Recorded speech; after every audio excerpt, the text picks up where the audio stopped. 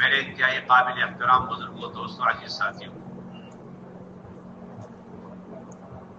اللہ رب العزت نے جس طریقے سے اس امت کی قیامت تک کے لیے دنیا اور آخرت کی کامیابی اور دنیا اور آخرت کی سرخروئی کے لیے احکامات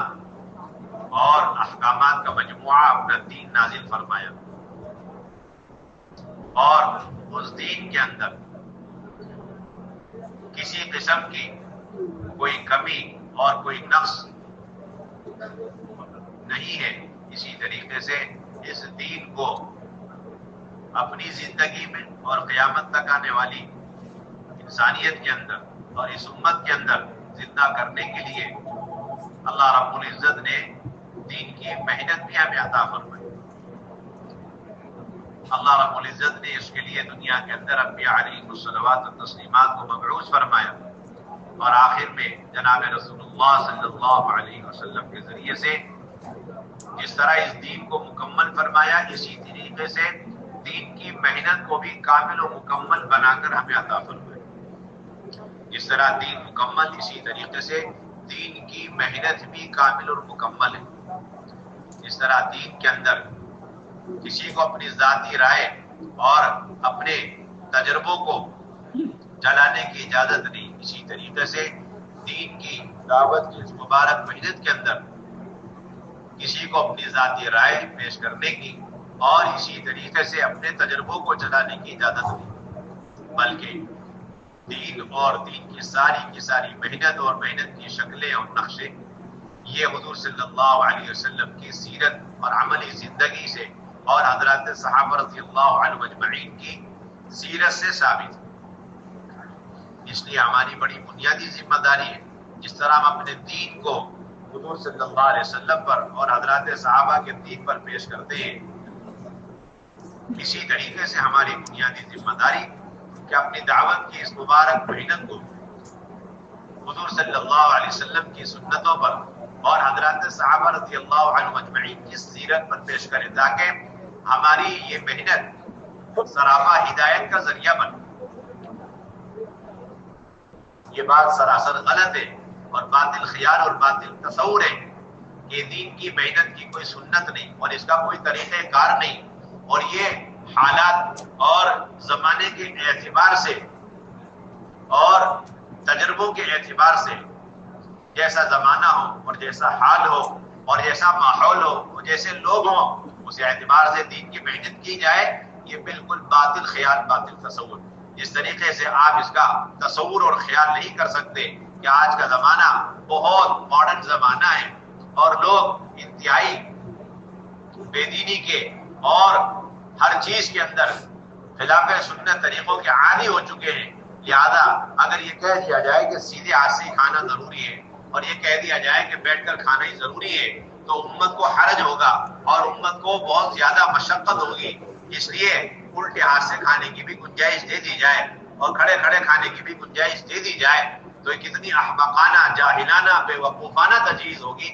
اس سے زیادہ احمقانہ، بے وقوفانہ یہ تجویز ہے یہ کہنا کہ آج کا زمانہ ماڈرن زمانہ ہے، سہولتوں کا زمانہ ہے، ایجادات کا زمانہ ہے، نئے نئے آلات کا زمانہ ہے، اس لیے لوگوں کو سہولتیں دی جائے اور دین کی محنت کرنے کا طریقہ متعین کر کے نہ بتایا جائے، جس کے لیے جو سہولت ہو اور جو آسان طریقہ ہو اسے اختیار کر لیا جائے۔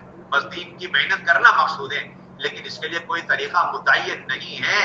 یہ دعوت کی سنت کا سرے سے انکار کرنا، اس طرح کھانے پینے کی سنت اور اسی طریقے سے عبادات کی سنت ہے، قیامت تک متعین ہے۔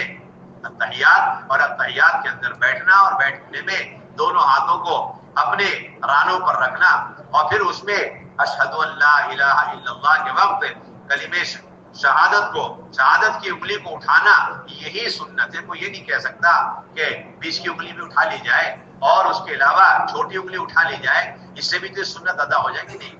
آپ قیامت تک کے لیے سونے کی انگلی لگا کر آپ اسے اٹھاتے رہے، لیکن اتحیات میں اشہد ان لا الہ الا اللہ کے وقت کلمہ شہادت کے اٹھانے سے، اشارہ کرنے سے جو سنت ادا ہوگی، وہ سونے چاندی کے انگلیوں کو اٹھانے سے وہ سنت ادا نہیں ہو سکتی۔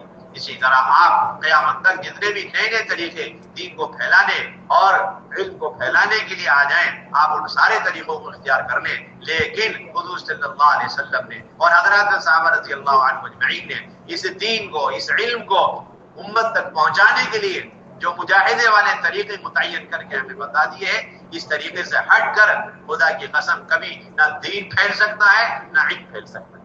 گمراہیاں پھیل سکتی ہیں، ظلمتیں پھیل سکتی ہیں، جہالتیں پھیل سکتی ہیں، امت غفلت کا شکار ہو سکتی ہے، لیکن حضور صلی اللہ علیہ وسلم کی سنت کو چھوڑ کر، حضرات صحابہ رضی اللہ عنہم اجمعین کے طریقے اور سیرت کو چھوڑ کر کے اگر آپ نے تعلیم کا کوئی طریقہ یا دعوت کا کوئی طریقہ یا دین کو پھیلانے کا کوئی طریقہ اختیار کیا تو یہ قیامت تک انتہائی ناقص بات ہے، اور اس سے جہالت ہی پھیل سکتی ہے، گمراہی پھیل سکتی ہے، ہدایت اور علم امت کے اندر نہیں پھیل سکتی۔ اس لیے ہماری پہلی بنیادی ذمہ داری، اس لیے حضرت عمر رضی اللہ تعالیٰ عنہ نے 1400 سال پہلے ہی جب دیکھا کہ بعض لوگ ایسے پیدا ہوئے اس زمانے میں جو قرآن حدیث سے ثابت شدہ، قرآن حدیث سے ثابت شدہ اور حضور صلی اللہ علیہ وسلم کی سیرت سے ثابت شدہ اور حضرات صحابہ رضی اللہ عنہم اجمعین کی سیرت سے ثابت شدہ کسی چیز کے بارے میں انہوں نے اپنی رائے کو داخل کرنے کی کوشش کری، اپنے تجربوں کو مقدم کرنے کی کوشش کری، تو حضرت عمر نے فرمایا کہ یہی سنتوں کے دشمن، اصحاب الرائے اعداء الدین، کہ رائے والے ہمیشہ سنتوں کے دین کے دشمن ہو۔ ایک طریقہ ہے، واضح ہے، قرآن سے ثابت ہے، حدیث سے ثابت ہے، جناب رسول اللہ صلی اللہ علیہ وسلم کی 23 سال کی سیرت سے ثابت ہے، اور حضرات صحابہ رضی اللہ عنہم اجمعین کی 100 سالہ زندگی سے ثابت ہے، اور اللہ نے اسی طریقے کو معیار بنا دیا، اور اس طریقے کو اللہ تعالیٰ نے چن کر کے نمونہ اس امت کے لیے بنا دیا کہ قیامت تک جو دین پر چلنا چاہتا ہے یا دین کی محنت کرنا چاہتا ہے اس کے لیے طریقہ متعین ہے، ایسے متعین طے شدہ ثابت شدہ قرآن سے، حدیث سے، صحابہ کی زندگی اور سیرت سے۔ اس کے اندر کوئی شخص اپنی رائے لگائے، اپنے تجربوں کو پیش کرے اور حالات کے اعتبار سے اسے دین کی محنت کو چلانا چاہے، یہ سنت کا دشمن ہے اور سنت کو مٹا رہا ہے۔ کیا کر رہے ہیں؟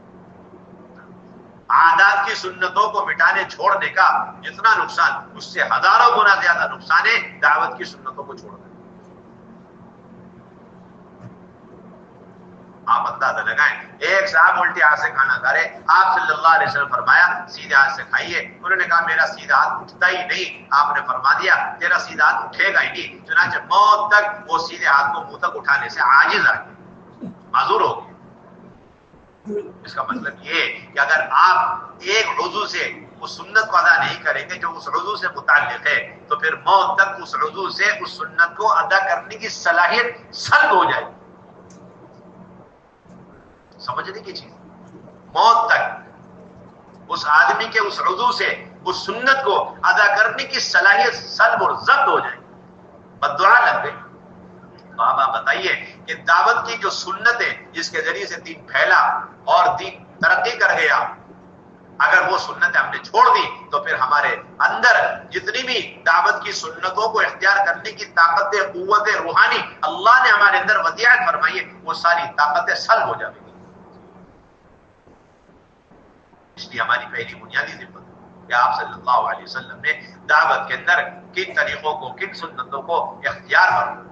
اس میں کوئی شک نہیں کہ آپ صلی اللہ علیہ وسلم کی دعوت کی سنتوں میں اہم ترین اور بنیادی سنت یہ ملتی ہے کہ آپ صلی اللہ علیہ وسلم ہر فرد کو اپنی ذات سے چل کر جا کر دعوت دینے کا اہتمام فرمائے، سب سے اہم اور سب سے بنیادی سنت ہے حضور صلی اللہ علیہ وسلم کی سیرت میں اور حضرات صحابہ کی زندگی میں۔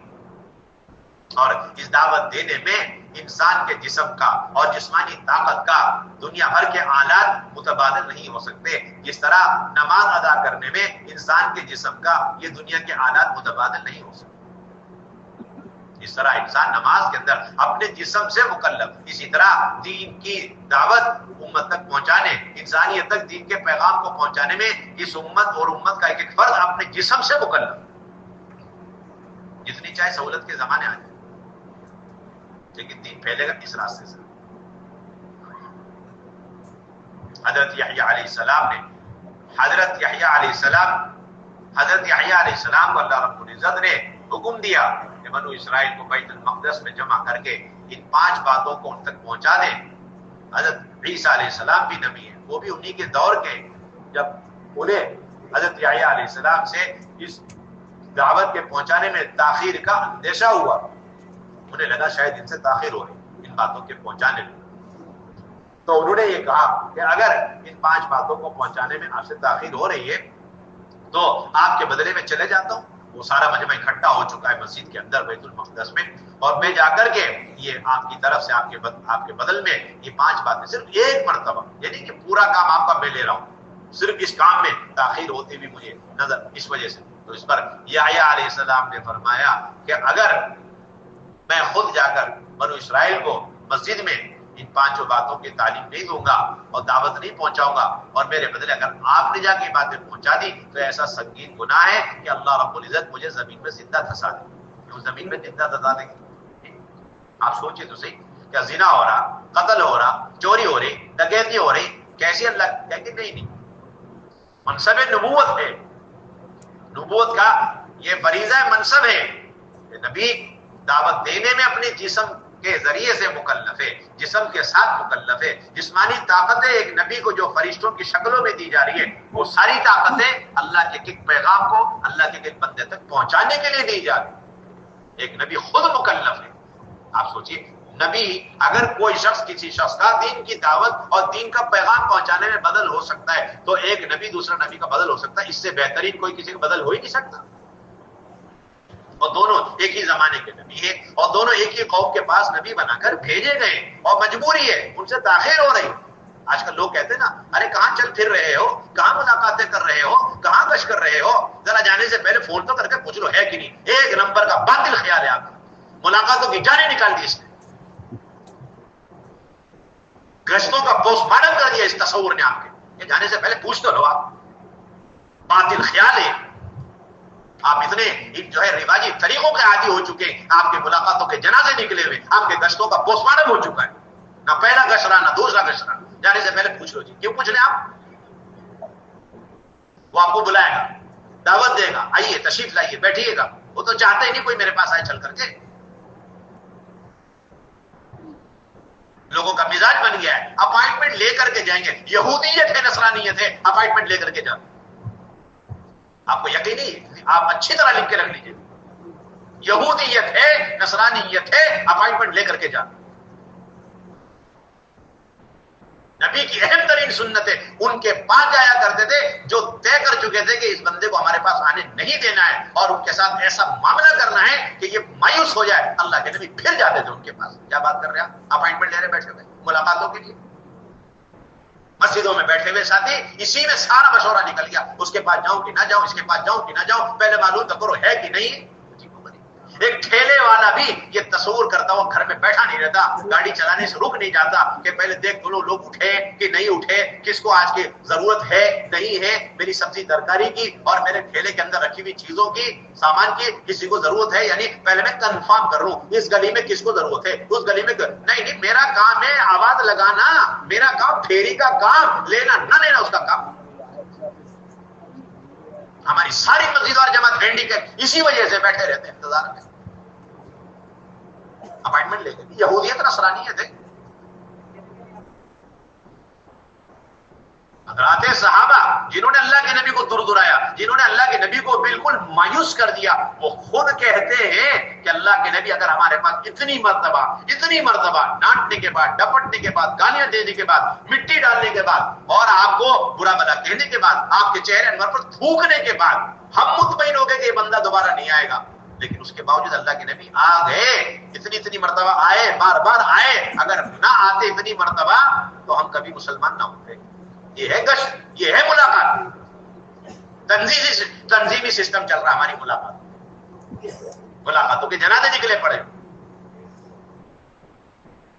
وہ انسان حرکت کرنے کو تیار ہے، ساری دعوت، سارے مشورے، ساری ملاقاتیں، ساری تصویریں، ساری وصولیابی، اور اللہ معافرما ہمارے جوڑ سارے اجتماعات ان موبائلوں کے اندر اور ان ساری گندگی کے اندر بھر رکھے ہوں۔ سب سے بڑی سنت کو ہم نے چھوڑا ہوا ہے اور سنت کا جنازہ نکال رکھا. اللہ کے نبی صلی اللہ علیہ وسلم منیب ازدی رضی اللہ عنہ فرماتے ہیں کہ اللہ کے نبی صلی اللہ علیہ وسلم ان لوگوں کے بیچ میں جا کے گشت اور ملاقاتیں کیا کرتے تھے کہ ان میں سے ایک کے بارے میں گارنٹی نہیں کہ وہ اللہ کے نبی کی بات کو سن بھی لے گا. بات قبول کرنا بہت دور کی بات ہے.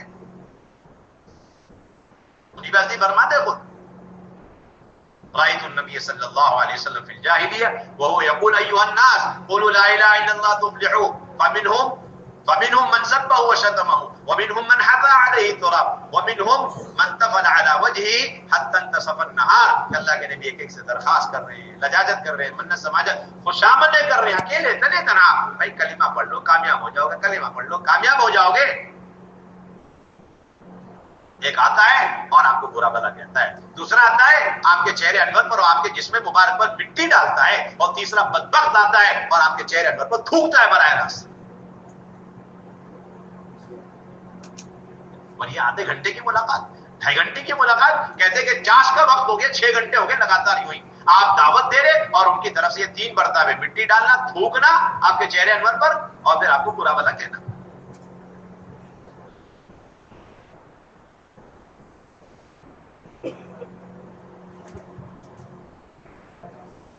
آپ کو انصار مدینہ کی طرح 6 آدمی کی جماعت چاہیے, ایسے جو جان و مال کے ساتھ دین کے نصرت کرنے والے اور دین کے انصار بن جائیں, تو آپ کو 10 سال گشت کرنے پڑیں گے. سیرت سے ثابت ہے. 10 سال گشت کریے, اور 10 سال گشت ایسا چاہیے کہ سب مخالفت ہو, کہیں سے کہیں تک کوئی آپ کو قبول کرنے والا, پسند کرنے والا, محبت بری نظر سے آپ کو دیکھنے والا کوئی نہ ہو. یہ ہے نبوت والے اصل گشت. 10 سال حضرت جابر کی روایت ہے, صاحب فرماتے ہیں کہ اللہ کے نبی مکے میں 10 سال گشت کرتے رہے. اور آپ کا حال یہ تھا, مخالفت کا حال یہ تھا کہ جب اللہ کے نبی گلیوں سے, کوچوں سے, بازاروں سے دعوت دیتے ہوئے جاتے تو لوگ انگلیوں سے اشارے کر کے, یہ ہے وہ آدمی جو پاگل ہو چکا, جو مجنون ہو چکا نعوذ باللہ, اور اپنے آبا اور اجداد کے دین سے پھر چکا ہے. اس کی بات نہ ماننی ہے, نہ کسی کو ماننے دینا ہے, نہ خود ملو نہ کسی کو ملنے دو. یہ ہے سرکش. یہ تو قریب والوں کا حال تھا. حضرت جابر فرماتے اور دور دراز علاقوں تک اللہ کے نبی اور آپ کی دعوت اور آپ کی گشتوں کی اتنی مخالفت تھی کہ دور دراز علاقے, یمن سے ایک آدمی, باقاعدہ روایت میں صراحت موجود ہے کہ یمن سے ایک آدمی چل رہا, حرمین شریف میں جانا ہے, عمرے کرنا ہے, تو اس سے پورے ذمہ دار یمن کے قبیلے کے چودھری لوگ, گھرانے کے بڑے بزرگ لوگ کہہ رہے کہ بھائی سب کچھ نصیحت ہو گئی, بیت اللہ میں جانا, آپ کو کیا کرنا, اب ہماری آخری نصیحت وصیت مانو. اگر تم اپنی حفاظت چاہتے ہو, اپنی سیفٹی چاہتے ہو, اور اپنا عمرہ قبول کروانا چاہتے ہو, ایک آخری پرہیز والا ضرور کام کرنا. وہ ہم نے سنا ہے کہ وہ قریش کے خاندان میں ایک نوجوان سا آیا, وہ پاگل سا آدمی اپنا دین سے بددین ہو چکا ہے, بس اس کو دیکھنا نہیں, اس کی بات نہ سن لینا جاتا. نعوذ باللہ. کون؟ محمد صلی اللہ علیہ وسلم. اندر مخالفت یوں ہے, باہر مخالفت یوں ہے, اور اللہ کے نبی اپنا کشف فرما رہے. سوچیے آپ ذرا. گشت اس کو کہتے ہیں, ملاقات اس کو کہتے ہیں. 10 سال تک آپ نے گشت کی, کہ اندر بھی ایسی مخالفت اور باہر دور دراز ملکوں تک نصیحتیں وصیتیں کر کر کے بڑے بزرگ لوگ, چودھری لوگ بھیج رہے کہ میں سب کچھ کرنا, حرم میں جانا, خانہ کعبہ کو دیکھنا, نمازیں پڑھنا, طواف کرنا, زمزم پینا, بوسہ دینا, حجر اسود کا سب کچھ کر لینا, لیکن بس ایک پرہیز, اس نوجوان سے ملاقات مت کرنا. اور اللہ معاف فرمائے, آج ہم گشت کرنے والوں نے طے کیا اس آدمی کے پاس نہیں جائیں گے. یہ ہمارے گشتوں کا جنازہ نکلا پڑا ہوا ہے. وہاں وہ طے کرتے تھے کہ اس محمد نامی آدمی نوجوان سے بات نہیں کرنی ہے, ملاقات نہیں کرنی ہے, ورنہ بھائی بھائی میں جھگڑا ہو جائے گا, میاں بیوی میں طلاق پڑ جاوے گی, خاندان میں پھوٹ پڑ جاوے گی. اور یہاں ہم نے طے کیا ہوا ہے, آج ہم نے ملاقات کر لی ہے, لیکن تھوڑا سا ایسی ہے, ذرا سا اب ان سے ملاقات کرنے کا کوئی فائدہ نہیں. ہم نے طے کیا ہوا, جماعتیں بھی آئیں گی لیکن نہیں, ادھر جانے کا کوئی فائدہ نہیں. یہ محلہ بہت دیکھ چکے جی, اس محلے کے اندر فلاں حاجی صاحب کو اور فلاں صاحب کو بھی بہت دیکھ لیا, یہ تو بات ماننے کو تیار نہیں ہے, مذاق اڑاتے ہیں, ہنسی اڑاتے ہیں, اور طرح طرح کے اعتراضات کرتے ہیں, اور طرح طرح کی باتیں سناتے ہیں, انہیں تو چھوڑ دو بس. یہ فرق ہے ہمارے گشتوں میں حضور صلی اللہ علیہ وسلم کے گشت, اور کچھ نہیں.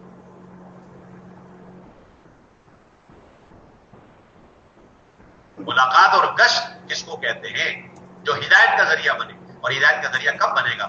حضرت خالد بن ولید رضی اللہ تعالیٰ عنہ کارگزاری سنا رہے اور فرما رہے کہ جرجا کو کارگزاری سنا رہے میدان قتال میں، کہ جب جرجا نے پوچھا تو اس پر انہوں نے کہا کہ ہم تو جاہل تھے، بڑے ہی گمراہ تھے، لیکن اللہ نے رحم فرمایا، ہم میں ہمارے خاندان میں سے ایک اونچے حسب نسب کے، اچھے حسب نسب کے ایک شخص کو نبی بنا کر بھیج دیا، اور وہ ہمیں دعوت دینے لگے، دعوت دیتے رہے اور ہم انہیں جھٹلاتے رہے، وہ ہمارے قریب آتے، ہم ان سے دور بھاگتے، وہ ہم سے محبت کرتے، ہم ان سے نفرتیں کرتے۔ یہ مخالف سے مخالف آدمی کہہ رہا ہے، یہاں تک کہ ہم میں سے گنے چنے لوگوں نے بات مان لی، دین قبول کر لیا، اسلام قبول کر لیا، لیکن جو بڑے عقل مند سمجھے جاتے تھے، بڑے مالدار سمجھے جاتے تھے، چودھری قسم کے لوگ سمجھے جاتے تھے، بڑے تجربے کار سمجھے جاتے تھے، وہ لوگ اللہ کے نبی سے دور رہے، لیکن اللہ کے نبی نے اس سب کو دیکھتے ہوئے گشت نہیں چھوڑا، گشت کرتے رہے، یہاں تک کہ اللہ نے ہماری پیشانیوں کو پکڑ کر، ہمارے دلوں کو موڑ کر اللہ کے نبی کے ذریعے سے ہدایت دی۔ اس کو کہتے ہیں گشت۔ آپ گشت کرتے رہو، جو چاہ کر اور محبت سے دین میں داخل ہوگا اور جو نہیں ہوگا، لیکن ہدایت مقدر میں کہ اللہ تعالیٰ انہیں ذلیل و خوار کر کے آپ کی بات منواویں گے ضرور۔ اتنی طاقت ہے اس تاثیر اس گشتوں کے اندر، ملاقاتوں کے اندر۔ ہمارے گشتوں میں جان نکلی ہوئی کیوں ہے؟ ہماری ملاقاتوں کے اندر سے ہماری ملاقاتوں کا پوسٹ مارٹم ہوا ہی اس لیے ہم نے ساری ملاقاتیں اٹھا کے موبائل میں ڈال رکھی، ساری تحقیقات موبائل کے اندر ہے جی۔ ملاقات کی توفیق ہی تھی۔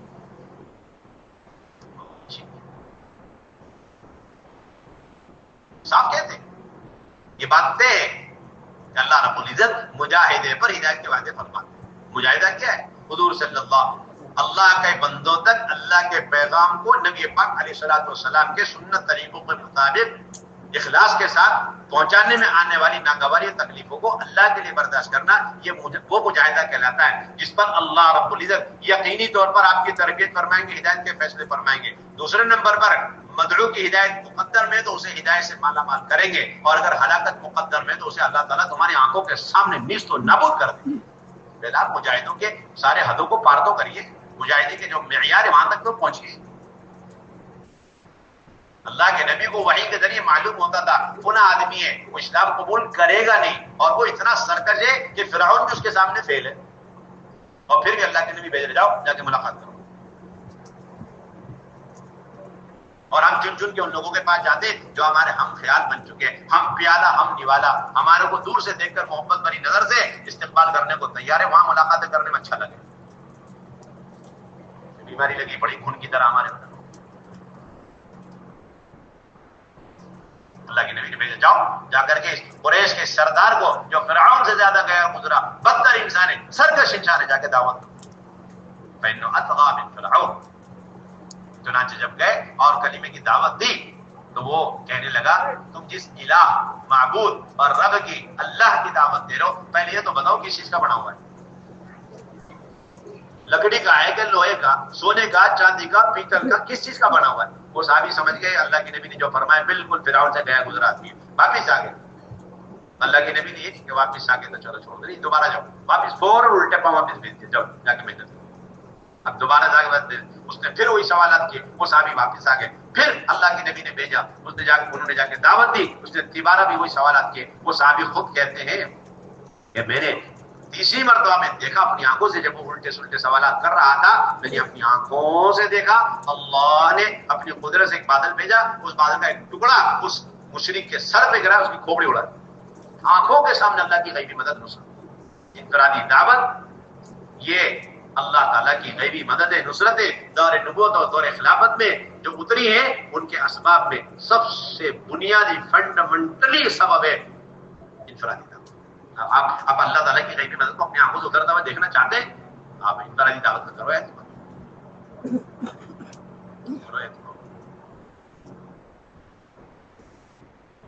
ابو جہل کا حال یہ تھا کہ اللہ کے نبی جب اس سے ملاقات تو پوری امید پوری طاقت سے دعوت دیتے، اور وہ پوری طاقت لگا کے پوری امید سے انہیں جھٹلا دیا کرتا تھا، پھر اللہ کے نبی ملتے پھر دعوت دیتے۔ ملاقات کا تو کوئی ٹائم نہیں، یہ تو ہماری بیماری ہے، ملاقات کے لیے ٹائم فکس کر رکھے، اور ایک تو ہم اپنی ملاقات 2-2.5 گھنٹے کی، اور اس کا ٹائم فکس ہے ظہر اثر مغرب، اور پھر اس کے بعد جب کسی کے پاس جاویں گے تو اس کا ٹائمنگ دیکھتے دیکھتے جاتے، بس اپنا ٹائمنگ ان کا ٹائمنگ دیکھتے دیکھتے 2.5 گھنٹے پورے ہو رہے، اور کچھ نہیں ہو رہا۔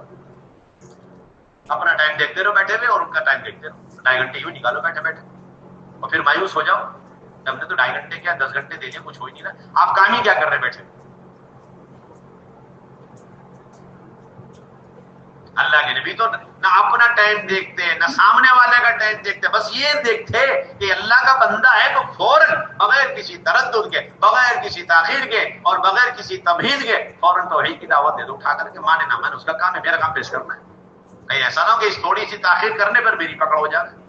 हमें तो डर ही नहीं, एहसास नहीं, गश के गश छूटे पड़े, मुलाकात की मुलाकातें छूटी पड़ी भी, लेकिन अल्लाह की तरफ से हम पकड़े जाएंगे इसका डर और खौफ तक नहीं हमारे अंदर।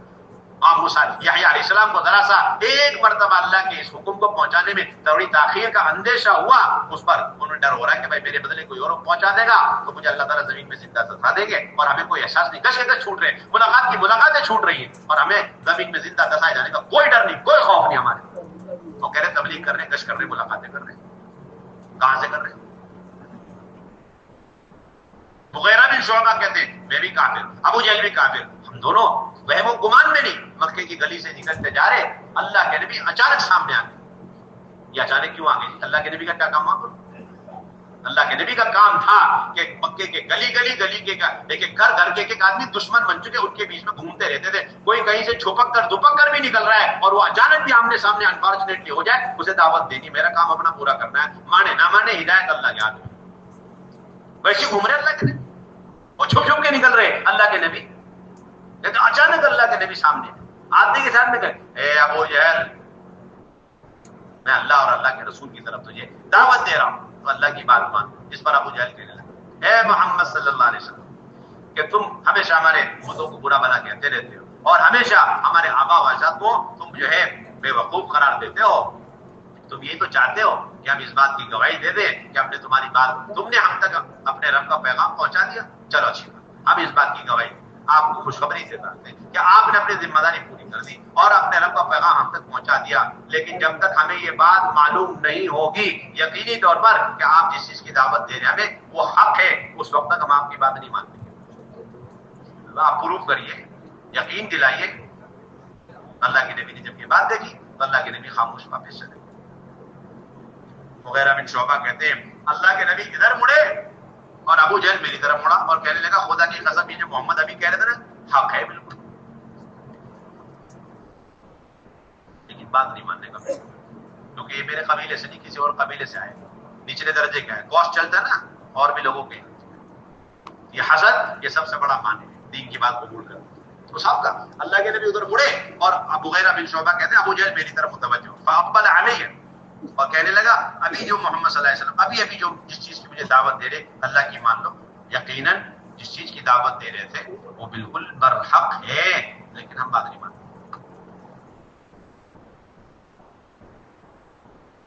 इसको कहते हैं कश अपॉइंटमेंट वगैरह कुछ।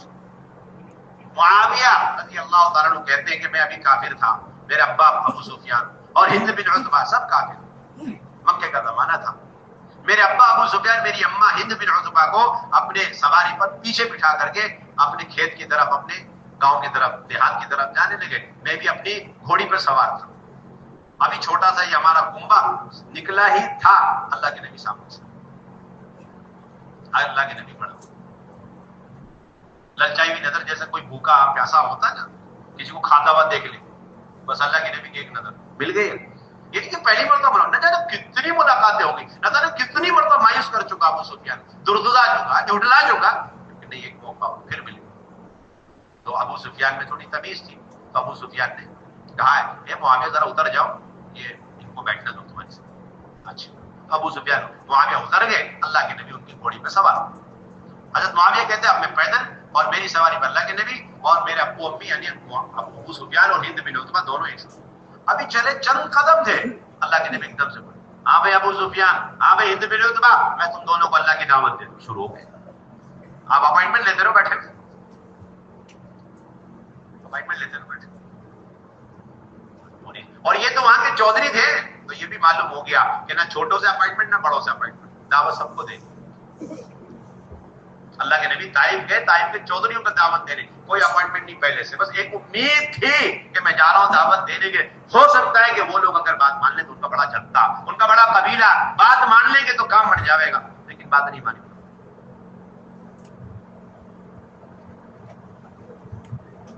صاف انکار کا۔ ابو ہند بن عتبہ کو اتنا غصہ آیا، اور جب اللہ کے نبی دعوت دے کے چلے گئے، انہوں نے بات نہیں مانی، تو وہ بیوی کہنے لگے ابو سفیان سے کہ اچھا میرے بیٹے کو اس شخص کی خاطر اور ان کی اسی دعوت کے خاطر تم نے میرے بیٹے کو اتار کے ذلیل کر دیا، کہ نہیں بھلے انسان ہے، بات مانو نہ مانو لیکن انسان اچھے، دعوت دو ہر وقت ایک ہی فکر۔ جب مکے والے نہیں مان رہے تو اللہ کے نبی اب دوسرا گشت ہے، اب تھوڑا دور علاقوں میں بھی جا رہے، اپنا تو اندر کا گشت چل ہی رہا، ملاقاتیں چلی رہی، اب تھوڑا دور علاقوں میں جا رہے، اور اب موسم اور سیزن کا انتظار ہے، جس طرح ہم لوگ کا میلے کا انتظار ہوتا ہے، اس طرح موسم اور سیزن کا انتظار ہوتا ہے۔ چنانچہ ایام حج کا بڑا انتظار رہتا تھا، کیوں؟ ایام حج میں دور دراز قبیلے کے لوگ آتے، انہیں جا کے دعوت دیں، اور قبیلے والوں کے پاس اللہ کے نبی خود جا کر اپنے آپ کو پیش کیا کرتے، میں یامینی و میں ینصرنی حتی ابلغ رسالت ربی، کوئی ہے میری نصرت کرنے والا، کوئی ہے مجھے ٹھکانہ دینے والا تاکہ میں اپنے رب کا پیغام پہنچا سکوں۔ ٹھکانہ تک نہیں، اللہ کے نبی صلی اللہ علیہ وسلم سید الانبیاء ہے، امام الانبیاء ہے، لیکن ٹھکانہ تک نہیں، پہلے ٹھکانہ دینے کی تشکیل چلے، ٹھکانہ دے دو، خوشامدیں کرنا دائی کا مزاج، خوشامد کرنا، دعوت کی اہم ترین سنت اسے ہم نے چھوڑ دیا، استغنا پیدا ہو گیا ہمارے اندر، اسے کیا دعوت دینی، بہت دے چکے، بہت سمجھا چکے، یہ تو پتھر دل آدمی، کٹر دل آدمی، سخت دل آدمی ہے، سخت دل آدمی ہے، کیوں جا رہے اس کے بعد ٹائم ویسٹ کر رہے، بول کے ٹائم ویسٹ کر رہے، اچھا تو اللہ کے نبی نے تو اپنا وقت ضائع کیا، نعوذ باللہ۔ آپ اصل ٹائم اسپینڈ کر رہے صحیح جگہ، اگر آپ ضدی قسم کے لوگ، عنادی قسم کے لوگ، پتھر دل لوگوں کے پاس بار بار جا رہے، آپ اپنی صلاحیت کو صحیح ٹھکانے پہ لگا رہے، خدا کی قسم۔ اللہ کے نبی کے ایک قبیلے والوں کو دعوت دی، انہوں نے کہا ٹھیک ہے، ہم آپ کو آپ کے قبیلے والوں کی طرح آپ کو چھٹائیں گے تو نہیں، لیکن آپ کو بھگائیں گے بھی نہیں، آپ کو ٹھکانہ دے دیں گے، آپ ہمارے پاس رہ جائیں، ہم آپ کی حفاظت کریں گے، آپ اپنا کام کیجیے، اچھی بات، ٹھیک ہے۔ اب اللہ کے نبی صلی اللہ علیہ وسلم رک گئے ان کے، اتنے میں اس قبیلے کا سردار آ گیا، اس سردار کا نام بیحرہ نامی سردار آ گیا، کہنے لگے یہ کیا اجنبی سے آدمی تمہارے قبیلے میں، انجان آدمی نظر آ رہا ہے، انجان آدمی نظر آ رہا، ہاں یہ فلاں صاحب، اچھا ان کے قبیلے والوں نے ان کے ساتھ کیا کرا، انہیں تو جھٹلا بھی دیا اور دھتکار کے باہر بھی نکال دیا، اور تم نے کیا کرا، جب انہوں نے مدد مانگی تو ہم نے کہا کہ ہم آپ کی مدد کریں گے، نصرت کریں گے، ٹھکانہ دیں گے، اوہو یہ بہت غلط قدم اٹھایا، غلط فیصلہ کیا، اگر تم ان کی مدد کرو گے تو یاد رکھو سارا عرب تمہارا دشمن بن جائے گا، سارا عرب تمہارا دشمن۔ دین کی نصرت کا مطلب ہے پوری دنیا والوں سے دشمنی لینا، دشمنی مول لینا، اور آج ہم بالکل اور بدنام ہونا، کیا ہونا جی، اور ہم تو بہت خوش نام ہو کر کام کرنا چاہتے ہیں، ہر دل عزیز ہو کر کام کرنا چاہتے ہیں، اس لیے علماء نے لکھا ہے کہ جب دیکھو کسی شخص کو کہ وہ ہر دل عزیز ہے اور محبوب نظر ہے تو سمجھ لو وہ اپنے دین میں مداہن ہے۔ اس نے کہا کہ نہیں، یہ سارا عرب تمہارا دشمن بن جائے گا، اس لیے انصاف کو نکالو، یہ کہہ کر کے ذرا بھی تاخیر نہیں کری، بڑی بدتمیزی سے، بڑے بد اخلاق سے اللہ کے نبی کے پاس گیا اور جا کے لکھا آپ چلو یہاں سے نکلو، ایسے دردرا کر کے، دھتکار کر کے، بالکل جیسے کسی غریب آدمی کو یا انتہائی جو ہے گنہگار آدمی کو ایسے دھکا مار کے نکالا جاتا۔ سوچو آپ ذرا سے، ہم بھی تو گشت کر رہے ہیں ماشاءاللہ، اللہ کے نبی کا گشت یہ رہا۔ اب اللہ کے نبی صلی اللہ علیہ وسلم اپنی سواری پہ سوار ہونے لگے، وہ سوار ہو چکے تو اس بزرگ، اس بوڑھے آدمی نے اپنی ایک ڈنڈی تھی، اس کے پاس ایک ڈنڈا تھا، اس ڈنڈے سے اللہ کے نبی کی سواری کو ایسا چونکا مارا، چوکا مارتے ہی اللہ کے نبی کی سواری بندھ گئی اور اللہ کے نبی اسی وقت اپنی سواری سے نیچے گئے، اور اتنی تکلیف میں تھے کہ اللہ کے نبی کئی دن تک اس کے بعد بیٹھے بیٹھے نماز پڑھا کرتے تھے۔ سوچو آپ، ایک ایک کے پاس جا رہے ہیں پیش کر، ایک ایک کے پاس جا رہے ہیں پیش کر،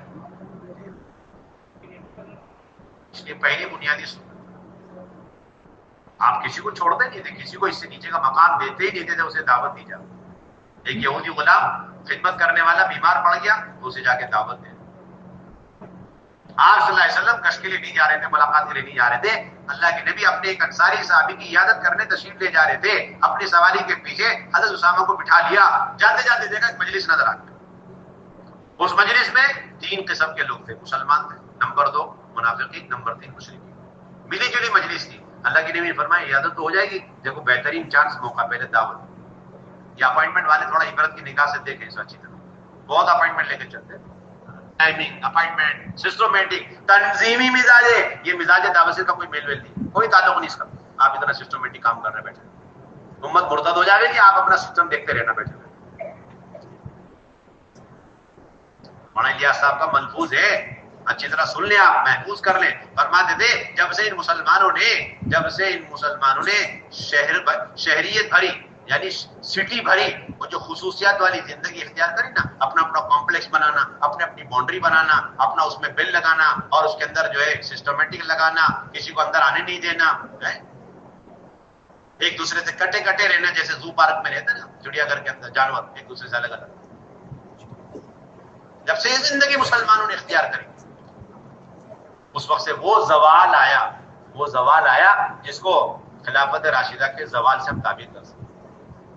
مسلمانوں کا ایک دوسرے سے ملاقات کا جو سسٹم ختم کیا یہود و نصارہ، اس طرح جس طریقے سے ملکوں کی باؤنڈریاں بنا دی، بھائی یہ ایک ملک ہے، یہ ایک ملک کے سرحدیں، اس طرح ایک مسلمان کے گھروں کے 2 مسلمان کے گھروں میں سرحد قائم کر دی، یہودیت نصرانیت ہے، کیا بات کر رہے ہیں آپ؟ ایک آدمی ادھر مر گیا، سڑا ہوا اس کا جنازہ، لیکن کوئی اسے پوچھنے والا نہیں، بدبو آ رہی تب جا کے کھول کے دیکھ رہے دروازہ، اس سے زیادہ سڑ گیا تمہارا دین، ایک دوسرے سے ملاقات چھوڑنے کی وجہ سے اس کا جسم چھڑنے والا تھا، سڑ گیا، اور اس سے زیادہ سڑا تمہارا دین، ملاقات چھوڑ رکھی ایک دوسرے سے۔ صحابہ کی ملاقاتوں کی سنت کا طریقہ کیا ہے یہ بھی سمجھو، تو اللہ کے نبی کرتے تھے ملاقات، اللہ صحابہ میں کتنا اہتمام تھا، ایک مسلمان کو دوسرے مسلمان سے ایمان کی نسبت پر ملنا، بار بار ملنا، ملتے رہنا، چھوڑنا نہیں بالکل، اس کی جسمانی خیر خیریت کی لینی ہے، اور اس کے ساتھ ساتھ اس کے ایمان کی، اعمال کی، سنتوں کی، اور اس کے ساتھ ساتھ اس کے علم کی خیر خیریت لینی۔ انس رضی اللہ عنہ فرماتے ہیں کہ آپ صلی اللہ علیہ وسلم 2 ملاقاتیں کرتے تھے، ایک خصوصی ایک عمومی، انس کی روایت، ایک خصوصی دوسری عمومی، ہم اور آپ کہتے ہیں نا خصوصی گشت عمومی گشت، خصوصی ملاقات عمومی ملاقات، جب آپ کو کسی سے خصوصی ملاقات پرسنل ملاقات کرنی ہوتی تو آپ صلی اللہ علیہ وسلم اس کے گھر میں چلے جاتے، چلے جاتے آپ گھر جا کے گھر کے چھوٹے بڑے مرد عورت سب کو نصیحت وصیت تاکید جو بھی اچھی باتیں کہنی سننی سب ان کو سمجھا کر پھر آتے ہیں، یہ تو خصوصی ملاقات، اور آپ آئے دن مدینے میں گھومتے رہتے تھے خصوصی ملاقات کے، ہم نے تو خصوصی ملاقات صرف اور صرف جماعت 40 دن اور 40 دن کے اندر پہلے دن آدھے گھنٹے کے لیے رکھا ہوا، بس یہ خصوصی ملاقات، اس کے بعد اللہ کے نبی خصوصی ملاقات روزانہ مسجد سے کرتے تھے۔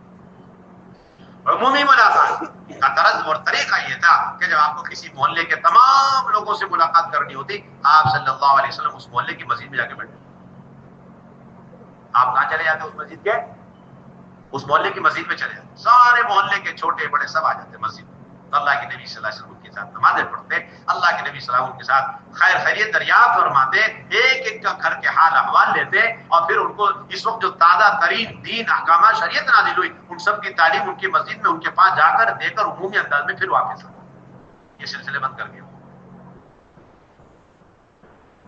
جبکہ وہ نہیں تھے کہ اللہ کے نبی سے ان کا تعلق نہیں تھا، اور وہ مسجد النبوی میں حضور کی خدمت میں مجلس میں آتے نہیں تھے، ایسا نہیں تھا، وہ لوگ آ چکے لیکن اللہ کے نبی پھر بھی اپنی ذمہ داری سمجھ رہے اور جا رہے۔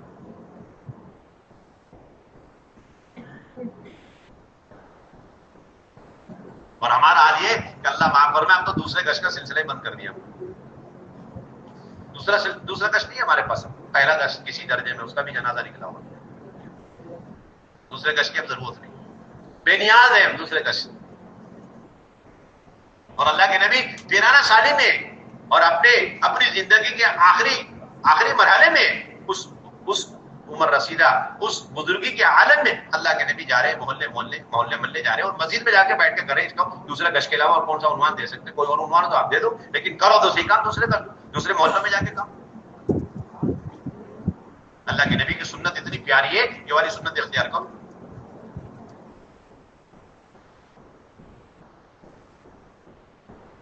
آج ہمارے دوسرے گشتوں کا حال یہ ہے کہ پہلے سے 2 گروپ بن جاتے، جن کے ذمے گشت کے امور نہیں وہ پہلے گشت کو ڈراپ کر دیتے. آج تو میری چھٹی ہے کیونکہ میرے کوئی امور نہیں، نہ گشت کا آداب ہے، نہ اعلان ہے، نہ درمیانی بات ہے، نہ عمومی بات ہے. چنانچہ آج کے جو دن ہے وہ بالکل فری ہے. اب تھوڑا اپنے گھر کے کام کاج اسے دیکھ لیے. اور جن کے ذمے امور ہے وہ 3 گروپ میں بٹ کے جاتے ہیں. جن کے ذمے اعلان اور گشت کے آداب وہ شروع میں جا کے شروع میں واپس آ جاتے. درمیانی بات والے درمیان میں انٹری مار کے درمیان میں واپس آ جاتے. اور جن کی آخری بات ہے وہ آخری وقت میں بڑے شان سے جا کے بیان کر کے واپس آ جاتے. یہ گشت ہو رہا ہے آپ کا، یہ گشت کے ساتھ تو مذاق ہو رہا.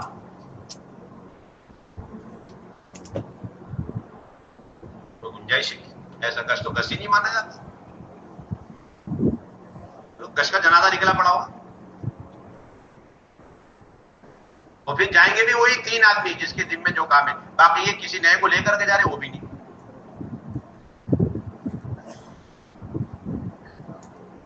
اور ایک مسجد والوں کے پاس استعداد صلاحیت ہے، وہ ایک ہفتے میں 4 محلے جا کے 4 مسجدوں میں گشت کا کام کر کے کام اٹھا سکتے، لیکن ایک ہی مسجد جاتے ہیں سارے کے ساتھ. یہ بھی تقاضوں کے ضائع ہونے کی بنیادی وجہ ہے اور صلاحیت ساتھیوں کی صلاحیتوں کے ضائع ہونے کی بنیادی وجہ.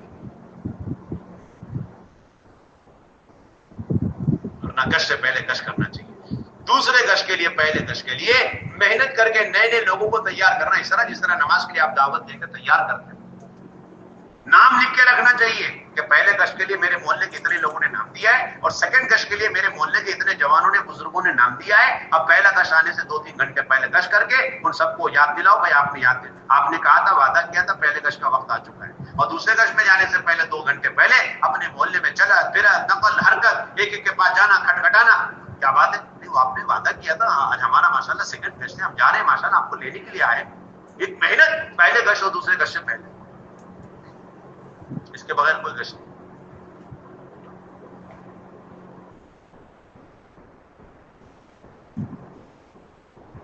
اور پھر دوسرے گشت میں جا کر کے اول تاخیر پوری مسجد وار جماعت رہے اور اپنے ساتھ ان نئے بھائیوں کو لے کر گئے، ان کو برابر شامل رکھو. اور پھر وہاں بھی پہلے سے پہنچنا تاکہ محلے والوں کو چوکن نہ کریں، متنبع کریں اور ان کے درمیان پہلے سے ایک چھوٹا سا گشت کر لے. بھائی ہم لوگ آ چکے دوسرے گشت کے لیے، آؤ پہلے سے بولا ہو، تاکہ ان کو لے کر اب آپ سارا مشورہ کرو، ساری محنت کی ترتیب بناؤ. اور یہ بھی نہیں کہ گشت ہو گیا فوراً واپس آ گئے جلدی جلدی.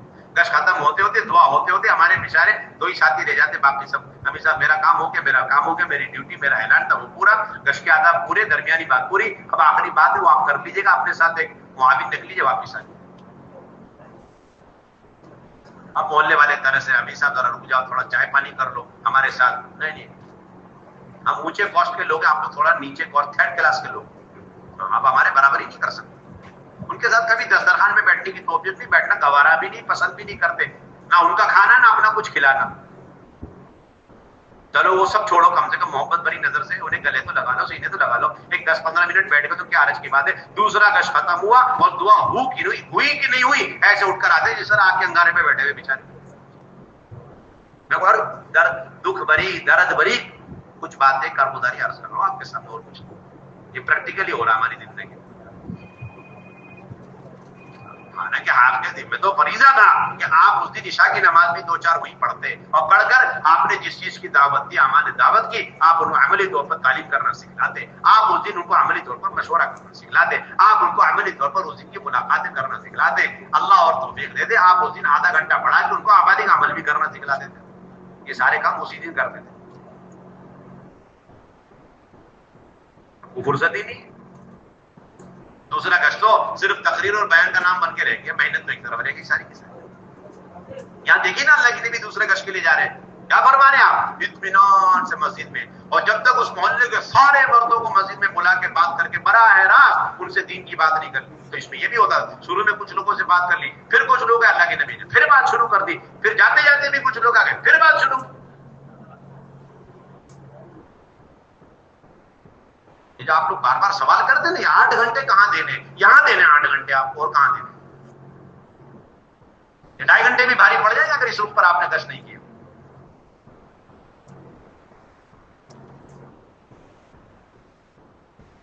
اور اتنا ہی کافی نہیں، اس کے بعد اگر اس محلے سے جماعت اس محلے میں محنت کر کے آپ کو دوسری جماعت نقد بنانی چاہیے. 3 دن چلے کی بن گئے اور 4 مہینے کی بن گئے, آخری درجہ 3 دن کی جماعت بن گئی, تو پھر اسے لے کے کون جائے گا؟ کل ہی جماعت بن کے لے کر کے جاؤ. ہم کل کی نقد تشکیل کریں گے, حالانکہ آج گشت ہوا ہے, کل کی نقد تشکیل اس لیے نہیں کریں گے, لے کے کون جائے گا؟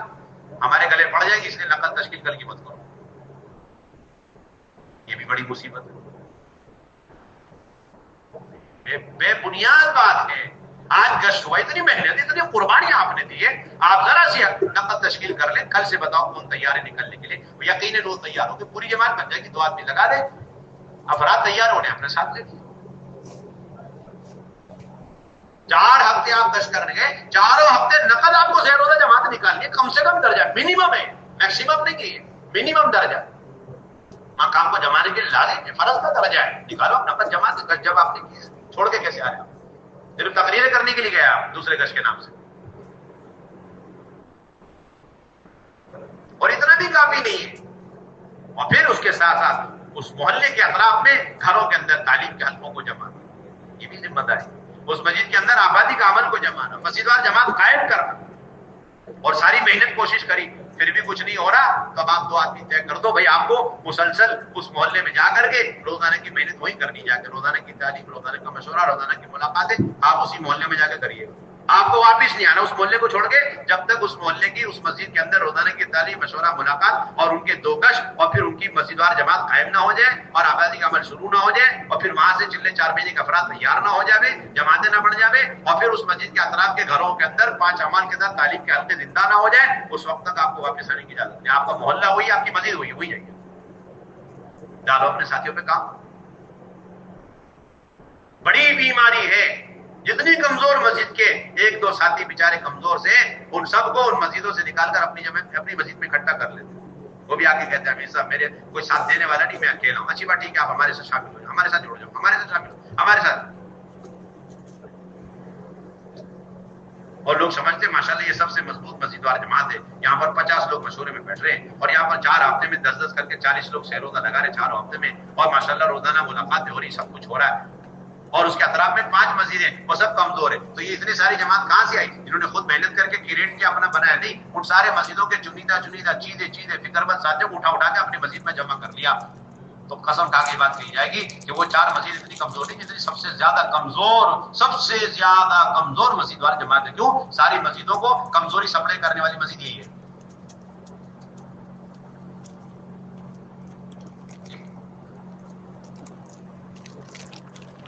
ساری مسجدوں میں کمزوری کہاں سے سپلائی ہو رہی ہے؟ کسی مسجد سے ہو رہی ہے.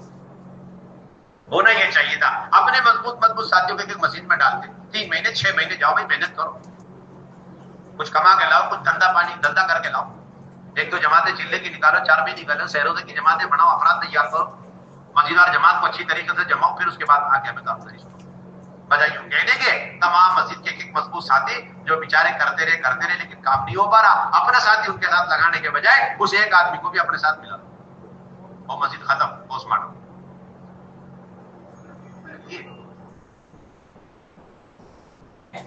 اگر آپ کی مسجد میں 20-25 مضبوط مسجد وار ساتھی ہے, اور وہ 4 مسجدوں میں دوسرا گشت کر کے کام کو اٹھا سکتے ہیں, اور آپ نے ایک ہی مسجد میں دوسرے گشت کی ترتیب بنائی, یہ بھی آپ نے صلاحیتوں کو ضائع کیا, تقاضوں کو بھی ضائع کیا.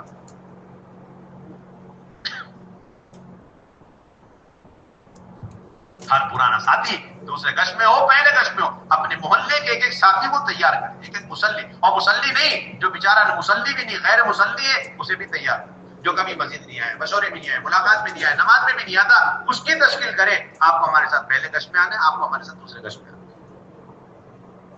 ہے. موضوع ہی ختم کر دیا, ہمارے یہاں موضوع ختم ہو چکا. گشت سے پہلے گشت کی کوئی محنت نہیں ہمارے پاس. آپ صلی اللہ علیہ وسلم کی دو بنیادی چیزیں, خصوصی اور اس کے ساتھ ساتھ حکم. اور حضرات صحابہ کا کیا سلسلہ تھا روزانہ کی ملاقات کا؟ حضرت انس رضی اللہ عنہ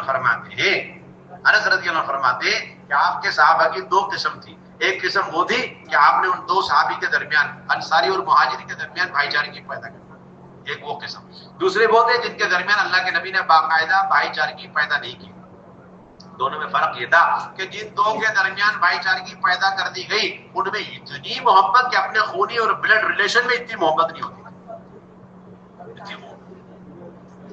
وہ اتنے بے چین رہتے تھے ایک دوسرے سے ملاقات، ان کا معمول تھا جتنے بھی بھائی بن چکے تھے ایک دوسرے کے حضور کے کہنے پر، وہ صبح سے شام تک ہر قیمت پر اپنے بھائی سے مل کر آپ خیریت سے ٹھیک ہے، جب سے بچھڑ کر گئے تب سے لے کر اب تک آپ کے حال احوال ٹھیک ہے، نمازوں کا کیا حال رہا، جب تک مکمل کارگزاری نہیں لیتے انہیں سکون نہیں آتا، ہر روز ملاقات اور ہر روز کارگزاری۔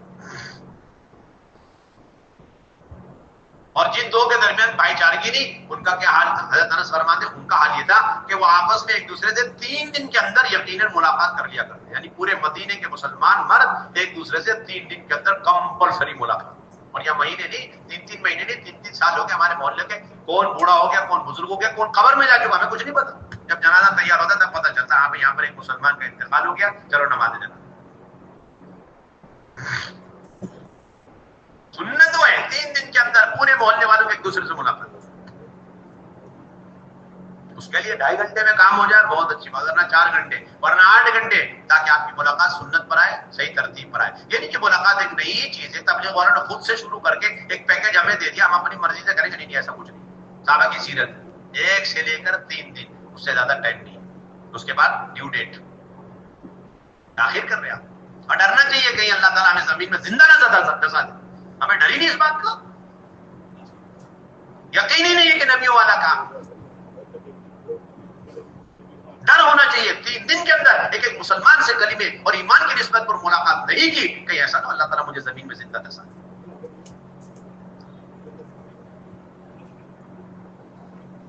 3 دن کے اندر ایک صحابہ دوسری صحابی سے ملاقات کرتے، اور اگلی روایت، یہ تو مدینہ طیبہ کا ماحول تھا، آپ پوچھ سکتے کہ صرف مدینے والوں کے لیے، نہیں، دنیا بھر میں جہاں صحابہ گئے وہاں جس طرح صحابہ نے نمازوں کو قائم کیا، اسی طریقے سے ان صحابہ نے ملکوں میں جا کر مسجدوں کے اندر، محلوں کے اندر محنت کا یہی نقشہ قائم،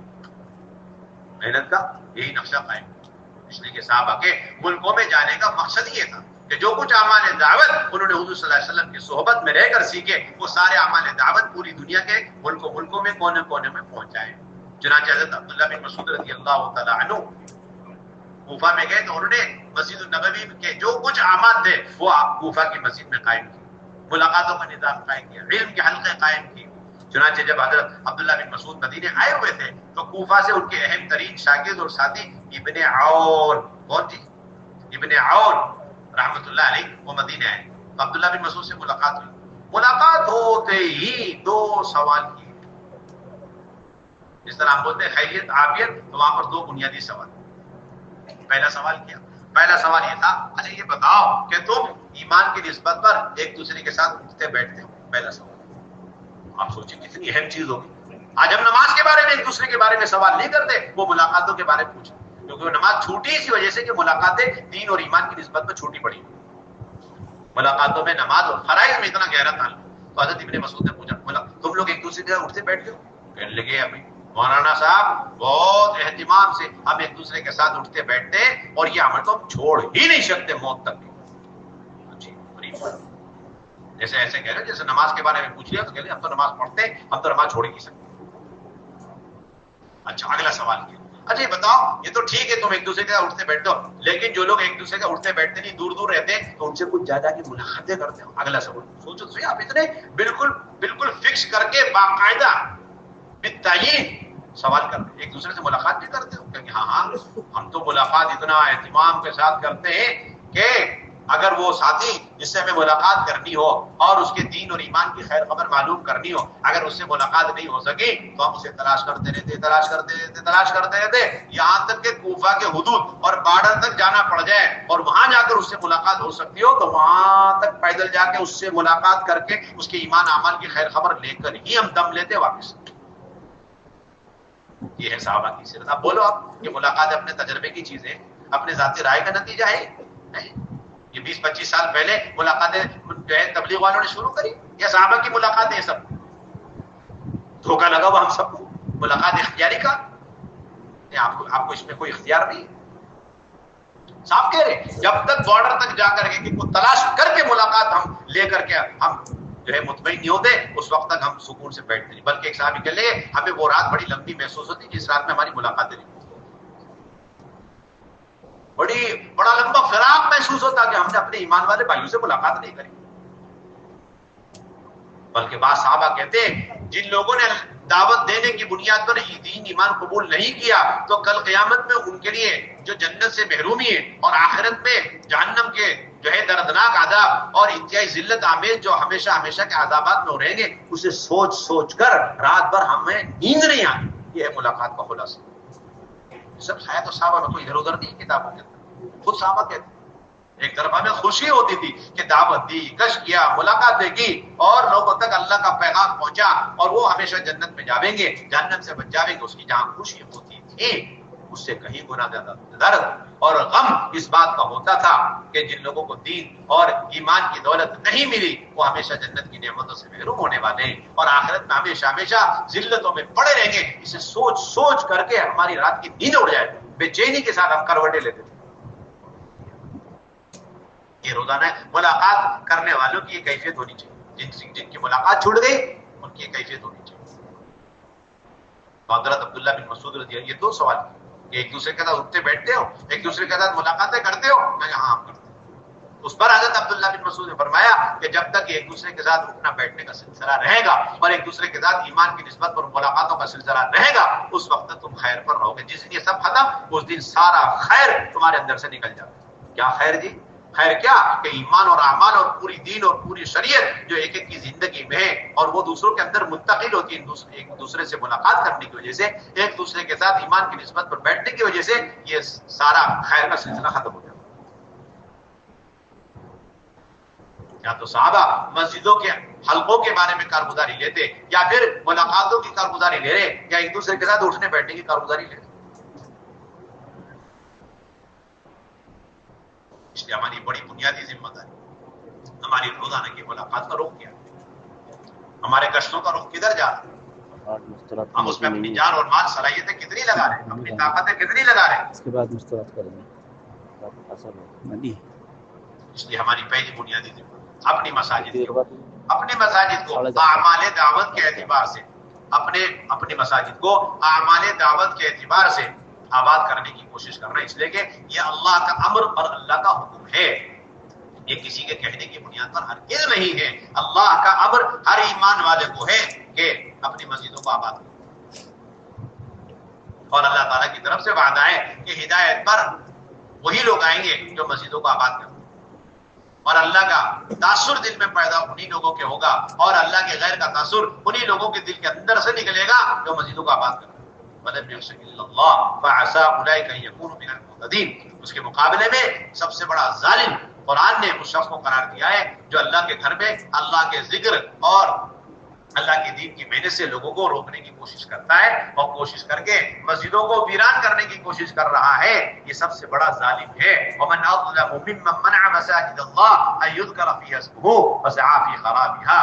تو ان کا کیا حال بنے گا؟ ان لوگوں کے لیے ہدایت ہے اور ان کے لیے تقویٰ ہے، بڑے بڑے وعدے، لیکن جو مسجدوں کو ویران کر رہے ہیں کوشش، تو ان لوگوں کے لیے کیا ہے؟ اولئک لهم خزي في الدنيا، کہ دنیا کے اندر ان کے لیے ذلت ہے اور آخرت میں دردناک عذاب ملے گا جو مسجدوں کو ویران کر رہے ہیں. اور مولانا ایسا فرمایا کرتے تھے مسجدوں کو آباد کرنے کی کوشش نہ کرنا مسجد کو ویران کرنا. مولانا ایسا کا ملفوظ مسجدوں کو آباد کرنے کی کوشش نہ کرنا، مسجدوں کو ویران کرنا. فرمایا کرتے تھے مولانا الیاس رحمۃ اللہ علیہ کہ ہمارے اس کام کا بنیادی مقصد مسجد النبوی کے نقشے پر اور مسجد النبوی کے جتنے اعمال تھے ان اعمال پر دنیا بھر کی ساری مسجدوں کو لانا. یہ ہمارے اس کام کا موضوع. مولانا یوسف رحمۃ فرمایا کرتے تھے کہ جو آدمی مسجد آئے اور آ کر کے صرف نماز پڑھ کے واپس چلے جائے لیکن مسجد میں بیٹھ کر اللہ کی بڑائی نہ بولے، اللہ کی قدرت و وحدانیت کو نہ بولے، تو یاد رہے کہ وہ پہلے سے زیادہ اسباب کا یقین لے کر کے لوٹے. اور جو شخص نماز پڑھ رہا لیکن ایمان کی مجلسوں میں نہیں بیٹھ رہا، اللہ کی بڑائی نہیں بول رہا، اللہ کی بڑائی نہیں سن رہا اور اسباب کا یقین پہلے سے زیادہ لے کے لوٹ رہا ہے، تو یاد رہے آگے اگلا نقصان یہ ہوگا کہ پھر یہ نماز پڑھتے پڑھتے نماز چھوڑ دے گا، نماز کو بگاڑے گا، نماز میں تاخیر کرے گا، سستی کرے گا، غفلت کرے گا، لاپرواہی کرے گا، نماز کے ارکان فرائض سنتوں کو پامال کرے گا. نتیجہ کیا ہوگا؟ جب یہ نماز کو بگاڑے گا تو پھر یہ نماز اس کے اسباب کے لیے بد دعائیں کرے گی. ہمارے فرماتے ہیں کہ ایک مسلمان کے اسباب، ایک مسلمان کے معاش پر، ذریعے معاش پر، اس کی کھیتی باڑی ملازمت پر سب سے زیادہ بد دعا اس کی اس نماز کی لگتی ہے جس نماز کو اس نے اسباب کے یقین کی وجہ سے بگاڑا ہے. اسے پتہ ہی نہیں بیچارے میری دکان میں نقصان کیوں ہو رہا، میری کھیتی باڑی میں نقصان کیوں، مجھے پتہ ہی نہیں کہ ارے یہ کچھ نہیں، تیری اس نماز کی بد دعا کی نحوست ہے جس نماز کو تو نے ایک گاہک کے انتظار اور امید میں نماز کو تو نے ضائع کیا. 3 گھنٹے تیار ہے یا 3 منٹ انتظار کرنے کو تیار نہیں نماز کے لیے. اور یہ کیوں ہوا کہ مسجد میں آ کر ایمان یقین کی مجلسوں میں بیٹھتا نہیں. اس لیے بڑی بنیادی ذمہ تھا. تو مسجدوں کے اندر اللہ رب العزت نے تربیت اور تاثیر کا اثر رکھا. اس لیے طے شدہ واقعات تکوینی طور پر اللہ تعالیٰ نے ایسے پیدا کر دیے تاکہ تا قیامت ہمارے لیے نمونہ رہے. آپ کو دیکھنا ہے، سمجھنا ہے کہ کس قسم کے سخت دل، پتھر دل، کس قسم کے سوچ والوں کو بھی ہم نے مسجد کے ماحول کی وجہ سے ہدایت سے نواز دیا. لو طفیل بن عمرو دوسی کا واقعہ سنو. یہ ایسی خود بخود اتفاقی کوئی واقعہ نہیں ہے، یہ اللہ کی طرف سے تکوینی طور پر واقعہ ہے. یہ طفیل بن عمرو دوسی آ رہے ہیں، مکے والے ان کا ذہن خراب کر رہے ہیں، بگاڑ رہے ہیں، اور اتنا اللہ کے نبی سے ڈرا دیا کہ اللہ کے نبی کی بات میرے کان میں غلطی سے نہ پڑ جائے.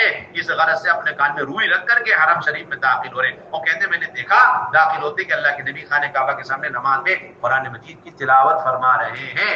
اور عجیب بات کہتے نہ چاہتے ہوئے اللہ نے ان روئی کے جو روئی تھی اس کے بھی درمیان میں سے اللہ تعالیٰ نے اللہ کے نبی کے قرآن مجید کے پڑھنے کی آواز میرے دل کے اندر اتار دی نہ چاہتے. تو معلوم یہ ہوا کہ مسجد کے اندر لانا اور مسجد کے ماحول میں آنا یہ ہدایت کے نور کے دل تک اترنے کا ذریعہ ہے. جو مولانا فرمایا کرتے تھے تبلیغ جو ہے کانوں تک بات کے پہنچانے کا نام نہیں، دل تک باتوں کے پہنچانے کا نام ہے. اس کا مطلب یہ کہ آپ دل تک باتوں کے اور ہدایت کے نور کے اترنے کے جو اسباب ہیں ان میں اہم ترین سبب ہے انفرادی دعوت، اور اہم ترین سبب انہیں مسجد کے ماحول میں لے آنا. اس سبب کو آپ اختیار کرو، اللہ اپنی قدرت سے دل تک ہدایت کے نور کو اتار دے. یہ اصل بات خلاصہ ہمارے اور آپ کے اختیار میں نہیں ہے. ہاں یہ اختیار میں ہے آپ ایک ایک خوشامد کر کے بازار کے غفلت کے اور برائیوں کے اڈوں سے اٹھا کر کے آپ مسجد کے ماحول میں لے آؤ. یہ آپ کے اختیار میں، یہ آپ کے اختیار میں. لگاؤ اپنی طاقت اس کے اندر. یہ مت سمجھو یہ آپ کے اختیار میں ہے اور اس کام کو آپ اختیاری کام نہ سمجھو. یہ آپ کے اختیار میں، لیکن اس کام کو آپ اختیاری کام مت سمجھو.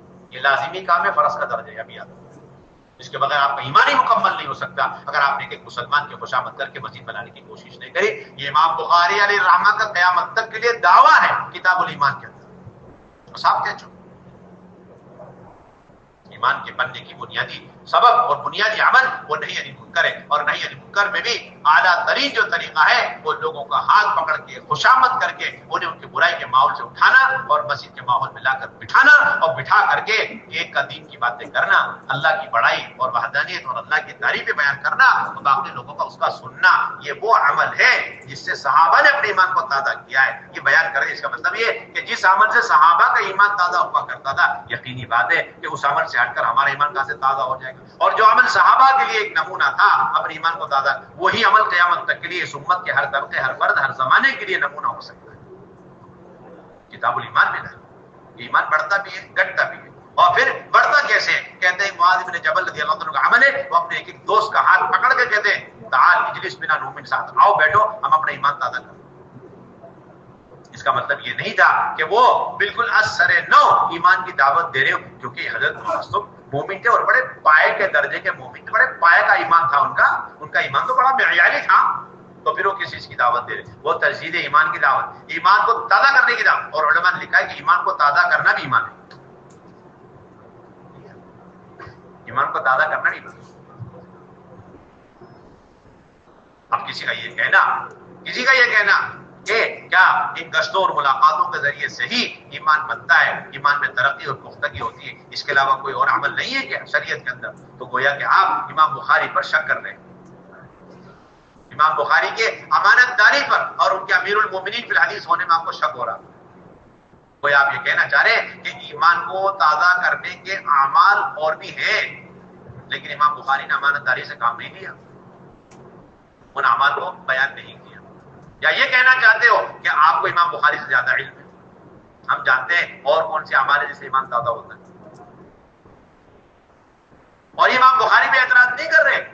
براہ راست حضرت معاذ پہ اعتراض کر رہے ہیں، اے معاذ جب ایمان تازہ کرنے کے کوئی بھی عمل ہو سکتا ہے، کوئی بھی طریقہ ہو سکتا ہے، وہ سارے طریقے چھوڑ چھاڑ کر یہ کیا ایک دوسرے کا ہاتھ پکڑ پکڑ کے مسجد اٹھا کے آپ لا رہے ہو، کون سا عمل آپ چل رہے ہیں؟ حضرت معاذ پر آپ اعتراض کر رہے ہیں براہ راست۔ کوئی بے وقوف ہوگا، احمق ہوگا، جاہل ہوگا جو یہ اعتراض امام بخاری پہ کرے اور پھر اس سے آگے حضرت معاذ بن جبل پر کرے۔ امام بخاری کو امیر المومنین فی الحدیث اور ان کو اتنا بڑا مقام اور رتبہ اس لیے دیا گیا کہ انہوں نے قیامت تک آنے والی اس امت کے لیے شریعت اور شریعت کو زندہ کرنے اور ایمان کو تازہ کرنے کے جتنے اعمال ہیں، اعمال ہدایت، تربیت، تزکیہ صحابہ سے ثابت ہے، ان کو 100% انہوں نے امانت داری سے نقل کر دی۔ ان کی خصوصیات ہے۔ کوئی اور عمل نہیں ہو سکتا، اگر ہوتا تو امام بخاری بڑی امانت داری کے ساتھ اسی عمل کو نقل کرتے۔ سارے عمل کو چھوڑ کر کے حضرت امام بخاری نے اگر ایمان تازہ کرنے کے سلسلے میں حضرت معاذ کے اس عمل کو نقل کیا جس سے خلاصہ یہ نکلتا ہے، وہ ایک کے پاس جاتے اپنے دوستوں کے پاس اور ان کا ہاتھ پکڑ کے لاتے، بیٹھتے اور پھر اس کے بعد اللہ کے تذکرے کرتے۔ یہ عمل اگر نقل کیا اس کا صاف مطلب ہے کہ قیامت تک ایمان کو تازہ کرنے کے لیے یہ عمل معیار بن چکا ہے۔ آپ کوئی عمل اختیار نہ کریں اپنے ایمان کو تازہ کرنے کے لیے، لیکن حضرت معاذ کے اس عمل کو پکڑ لیجیے گا تو پھر اللہ کے نبی صلی اللہ علیہ وسلم کا وعدہ پورا ہو جائے گا کہ میرے صحابہ ستارے کے مانند ہیں، ان میں سے جس کی بھی اتباع کرو گے اور ان میں سے کسی کے ایک عمل کی بھی اتباع کرو گے ہدایت پر آ جاؤ گے۔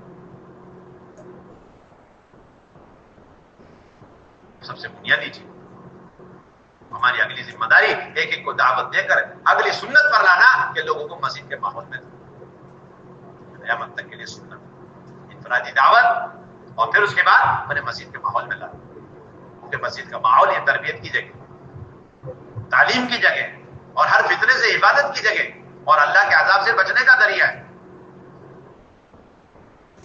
آپ صلی اللہ علیہ وسلم اسی وجہ سے سخت دل پتھر دل لوگوں کو مسجد کے ماحول میں اہتمام سے رکھا کرتے۔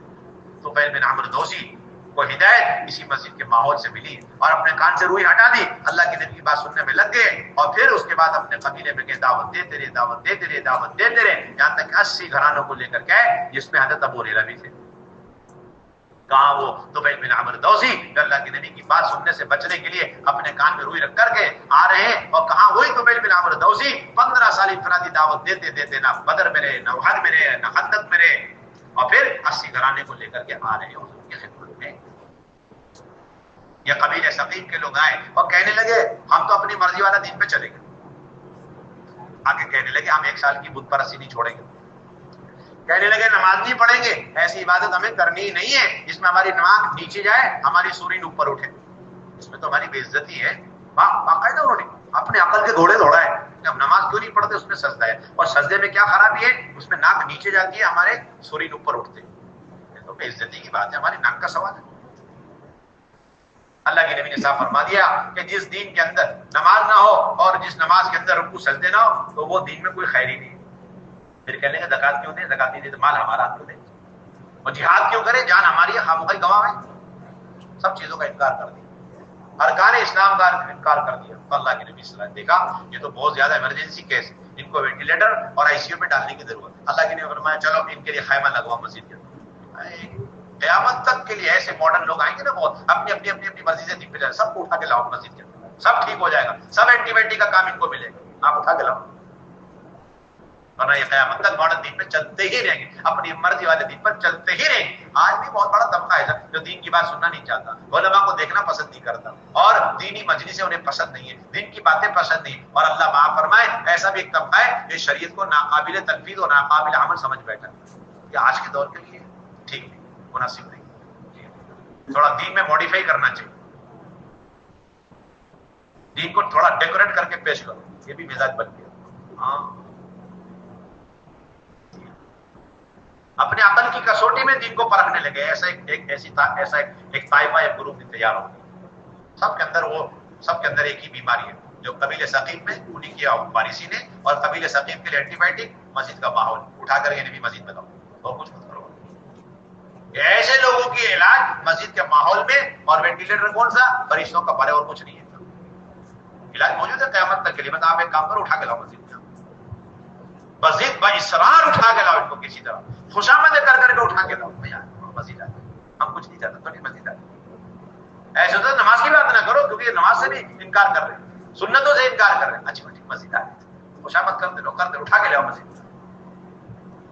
ہمارے سارے گشتوں اور ملاقاتوں کا موضوع ہی ہے, خلاصہ ہی ہے, ایک کو اس کے منکر غفلت شیطانی ماحول سے اٹھا کر کے فرشتوں کے پروں میں لا کے رکھ دیتے بس, تاکہ اس کے اندر دین کے سننے کی بات اور پھر دین اسلام کے قبول کرنے کی استعداد اور پھر سارے فرائض اور ارکان اسلام کے پورا کرنے کی استعداد اندر سے اس کے اندر پیدا ہو جائے.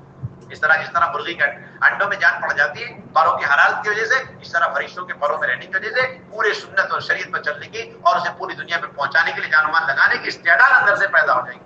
چنانچہ قبیلے ثقیف کے لوگ رمضان میں آ کر رمضان کے روزے کا انکار کرنے لگے. ہم رمضان کے روزے نہیں کرتے, نمازیں نہیں پڑھیں گے, زکات نہیں دیں گے, حج نہیں کریں گے, جہاد نہیں کریں گے, نماز تو اللہ کی نہیں. کہتے چند دن گزرے تھے انہوں نے روزے رکھنے شروع کر دیے, نمازیں شروع کر دی. کون سی چیز نے انہیں تیار کیا اندر سے؟ صرف مسجد کا ماحول, فرشتوں والی صفات جو آپ نے اندر پیدا کرنے چاہتا ہے, اور ان کی دو بنیادی صفتیں وہ اللہ کی فرما برداری کرتے ہیں, نافرمانی قطعی نہیں کرتے. آپ فرشتوں والی صفت اپنے اندر پیدا کرنا چاہتے ہیں, آپ فرشتوں کے پروں پہ آ جائیں, اور فرشتوں کے پر آپ کو کہاں ملیں گے؟ مسجد کے ماحول میں. ابن رواحہ کش کر رہے ہیں, حضرت عمر کش کر رہے ہیں, حضرت معاذ بن جبل کش کر رہے ہیں, حضرت ابو ہریرہ کش کر رہے ہیں, ایک کو ہاتھ پکڑ کے مسجد میں لا رہے ہیں, اور اللہ کے نبی صلی اللہ علیہ وسلم انہیں مسجد میں ثمامہ بن اساد کو 3 دن تک مسجد میں باندھ کے رکھا جا رہا ہے. کیوں رکھا جا رہا ہے 3 دن کے اندر؟ سوچیے آپ ذرا. حکم بن کیسان انہیں میدان قتال میں, میدان جنگ میں لڑتے ہوئے قید کیا گیا, یہ نہیں کہ ہتھیار ڈال دیے.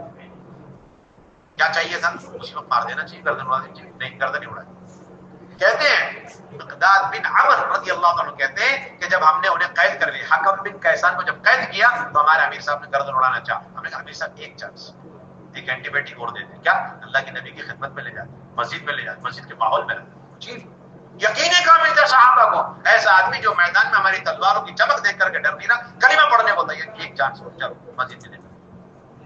چنانچہ مسجد لے آئے. جب مسجد میں لے آئے تو اللہ کے نبی نے دیکھا ایمرجنسی کیس, اور کسی کو بات کرنے نہیں تھی. اللہ کے نبی نے ڈائریکٹ بات کرنا شروع کر دی. جیسے بڑا ڈاکٹر ہوتا ہے نا, ایک دم سے سرجری شروع کر دیتا, آپریشن شروع ہو گیا.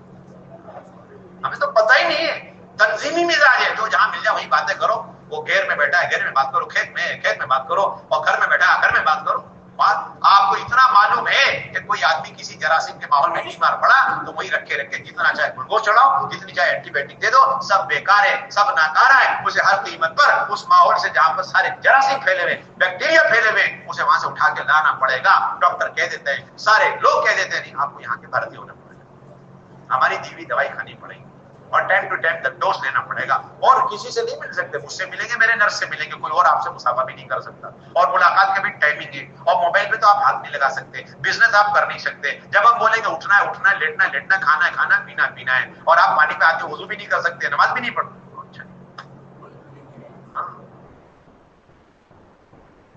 علاج ہے. جب جسمانی صحت کے لیے ہم ساری شریعت کو توڑنے کو تیار ہیں, تو آپ بتائیے روحانی علاج کے لیے آپ اپنی ساری جسمانی اور راحتوں کو قربان کر کے مسجد میں آ کے پڑھیے. باڈی کی فٹنس سے زیادہ ضروری ہے اسپرچوئل فٹنس, روح کی صحت اس سے زیادہ ضروری ہے. ہمیں تو جسم کی بڑی فکر ہے, اور اس کے لیے دنیا بھر کے ڈاکٹر الٹے سلٹے جو چاہے وعدے کر دیں, ہم سب ماننے کو تیار, جتنی چاہے دوائیوں کی پوٹلیاں اور گٹڑیاں باندھ کے دیتے, کھانے کو تیار, چیک اپ پہ چیک اپ کرنے کو تیار, لاکھوں روپے اڑانے کو تیار. اور اللہ کے نبی فرمانے پر کش کر کے خوشامد کر کے مسجد میں ساری روحانی بیماریاں ختم ہو جائیں. ہمیں یقین نہیں. ملاقات وہی کرو, بار بار کر کے نکل جاؤ, ملاقاتیں بائی پاس ملاقاتیں کرو, کچھ نہیں ہوتا ہے. ہمارے سارے گشت جو بیکار جا رہے ہیں, ایک تو گشت نہ کرنے کی وجہ سے, اور دوسرا نہج نبوت سے ہٹے ہوئے ہونے کی وجہ سے. ہماری ملاقاتیں کیوں بے سود ہے؟ ایک تو ملاقات نہیں ہے, اور اگر ملاقات ہے تو وہ ہمارے مزاج والے. کیا ضروری؟ ابھی تک کام کرنے والوں میں اشکال ہے, اللہ معاف فرمائے. کہنے کو کہتے ہیں ہم اطاعت والے, لیکن ابھی تک کہتے ہیں کہ مسجد میں لانا ضروری ہے. آپ کسی ڈاکٹر سے بولو کہ آپ کے ہسپتال میں آ کے بھرتی ہونا ضروری ہے, پوچھو سے. ڈاکٹر کہتے ہیں آپ چلیے بھائی, سلام دعا, ہمارے پاس ٹائم نہیں ہے آپ کے ساتھ جنگ مارنے کے لیے اور مغزنی کرنے کے لیے, آپ سے سلام دعا کر, ہمارے پاس ٹائم نہیں, آپ جائیے جائیے. معمولی درجے کا ایک سائیکل وہ پنچر ہو جائے تو اس کے لیے گیریج ہے, وہیں آ کر کے اس پنچر کو صحیح کرنا پڑے گا. اور یہاں مسلمان کی پوری زندگی دین شریعت کے اعتبار سے پنچر ہوئی پڑی ہے, اور کہہ رہے ہیں کہ نہیں مسجد میں لانے کی کوئی ضرورت نہیں. اتنی بڑی جہالت کی بات ہے. اس کا مطلب ہے آپ شریعت کو کامل نہیں سمجھتے, ناقص سمجھتے, اور آپ شریعت کو یہ سمجھتے ہو کہ شریعت کے اندر علاج نہیں ہے سنت. اب تو زمانہ بدل گیا, اب زمانہ بدل گیا. زمانہ بدلا ہو، انسان بدلے ہو، حالات بدلے ہو، لیکن یہ شریعت اور اس شریعت کو زندہ کرنے اور زندگیوں میں لانے کی جو دعوت کی مبارک محنت، وہ قیامت تک ایک ہی ایکٹیویٹی، اس کے علاوہ کچھ نہیں۔ ایک انفرادی دعوت، نمبر 2 ایک اٹھا کر کے مسجد کے ماحول میں دعوت خوشامدیں کرو۔ یہ واقعات ہمیں بتلا رہے ہیں، یہ اللہ کی طرف سے تکوینی طور پر پیش آئے واقعات ہیں، تاکہ قیامت تک صحابہ کی محنت اور ان کے گشت اور مسجد میں لا کر ایک ایک سخت دل پتھر دل لوگوں کو بٹھانا اور اس کے ذریعے ان کا ہدایت پر آنا اور ان کا دل جو ہے دین اسلام کے لیے تیار ہونا، یہ ہمارے قیامت تک کے لیے نمونہ بنے، دعوت کی سنتیں بنے۔ یہ کوئی اتفاقی چیزیں نہیں ہے۔ اور یہ مولانا یوسف افغانی نے ساری حدیثوں کے ذخیروں سے نکال کر کے ان چند واقعات کو حیات صحابہ میں نقل کرنا، یہ بھی کوئی اتفاقی چیز ہے۔ یہ دعوت کے اصول کے طور پر لکھے مولانا یوسف افغانی نے حیات صحابہ کے اندر، لماذا بنیت المساجد وماذا كانوا يفعلون بها فيها، کہ صاحب یہ مسجدیں بنائی کیوں گئی ہیں اور صحابہ مسجدوں کے اندر کیا کیا کرتے تھے، یہ کہہ کر وہ جو تقریباً 40-50 صفحے تک صحابہ کے معمولات مسجد کے اندر کے گناتے چلے گئے، گناتے چلے گئے، گناتے چلے گئے۔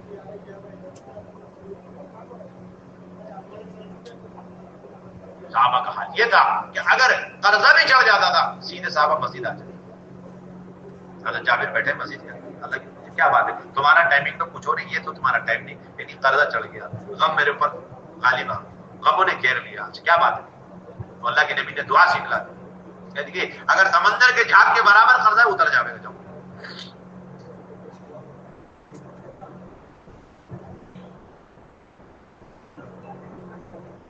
اس بات کا یقین کامل اتر جاوے کہ میرے سارے مسئلوں کا حل مسجد کے اندر ہے، مسجد کے باہر میرا کوئی حل نہیں، کسی نہ دفتر میں ہے نہ کسی افسر کسی آفس میں۔ اس بات کا یقین جنگل کے درندوں کے اندر بھی تھا، کیونکہ انسان کے ہر اچھے برے عمل کا اثر جانوروں میں پڑتا ہے۔ چنانچہ آپ صلی اللہ علیہ وسلم مسجد میں 100 بھیڑی جنگل سے نکل کر آئے، شریعت کے مکلف ہیں، بھیڑی حلال حرام کے مکلف ہیں، اور آ کر کے بیٹھ گئے۔ اللہ کے نبی نے ان کو سمجھ لیا اور صحابہ سے کہا دیکھو یہ آئے مشورے کے، کیا مشورہ؟ ان کے راشن طے کرنا ہے، روزی روٹی کا مسئلہ ہے۔ بتاؤ کیا رہا ہے مشورہ؟ جنگل سے نکل کر آنے والے بھیڑیوں کے روزی روٹی کا مسئلے کا مشورہ ہو رہا ہے مسجد کے اندر۔ لوگ آج مسلمان کرنے کو تیار نہیں مسجد میں بیٹھ کر۔ صحابہ نے عرض کیا اللہ کے نبی آپ بہتر جانتے ہیں، آپ جو فیصلہ فرمائیں ہم تیار ہیں۔ اللہ کے نبی نے فرمایا تم میں سے جس کے بعد بکری کا ایک ریوڑ ہے وہ اس ریوڑ میں سے ایک بکری ان جانوروں کے حوالے کر، بھیڑیوں کے حوالے کر۔ صحابہ نے فرمایا نہیں یہ نہیں ہو سکتا۔ کیوں؟ اس لیے کہ ویسے ہمارے گھر میں بہت فقر و فاقہ ہے، تنگیاں ہیں، پریشانیاں، حالات سے ہم گزر رہے ہیں، اور یہ تو بڑی مقدار ہو جائے گی، بڑی کوانٹٹی ہو جائے گی، ہم نہیں دے سکتے۔ اللہ کے نبی اچھا ایسی بات ہے جی۔ ان کی طرف 3 انگلی سے اشارہ کیا اور اشارہ کر کے فرمایا ان کے ریوڑ میں سے جھپٹا مار کے نکالو، تمہارے لیے حلال ہے۔ اور صحابہ سے فرمایا اب تو اپنے ریوڑ کی حفاظت کرنے میں رہو۔